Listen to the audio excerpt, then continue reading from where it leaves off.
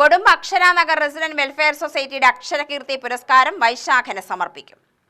പുരസ്കാര വിതരണവും സാംസ്കാരിക സമ്മേളനവും ഫെബ്രുവരി 15-ന് നടക്കുമെന്ന് കോളനി പ്രസിഡന്റ് ടി.ഒ. ചന്ദ്രൻകുട്ടി വാർത്താ സമ്മേളനത്തിൽ പറഞ്ഞു. സാംസ്കാരിക പൈതൃകങ്ങൾക്ക് തനിമ നൽകാൻ ഉദ്ദേശിച്ചാണ് അക്ഷരകീർത്തി പുരസ്കാരം ഏർപ്പെടുത്തിയത്.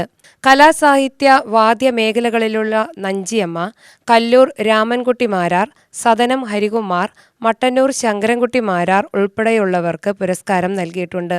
10ാമത് പുരസ്കാരമാണ് വൈശാഖന് നൽകുന്നത്. 11,111 രൂപ പ്രശസ്തി പത്രം, ഫലകം എന്നിവയടങ്ങുന്നതാണ് പുരസ്കാരമെന്നും ചന്ദ്രൻകുട്ടി പറഞ്ഞു. ഉദ്ഘാടനം ചെയ്യുന്നത് മലമ്പുഴ MLA ശ്രീ എ. പ്രഭാകരൻ അവർകളാണ്. കൊടുമ്പ് പഞ്ചായത്ത് പ്രസിഡന്റ് ശ്രീ ധൻരാജും ചടങ്ങിൽ സംബന്ധിക്കും. പരിപാടികളുടെ ഒരു പ്രത്യേക ഇനം അല്ലെങ്കിൽ ഒരു ആകർഷകമായിട്ട് ഞങ്ങൾ ചെയ്തിട്ടുള്ളത് സോപാന സംഗീതം. ശിവപ്രഭ എസ് മാരാർ എന്ന് പറയുന്ന കുട്ടിയാണ്.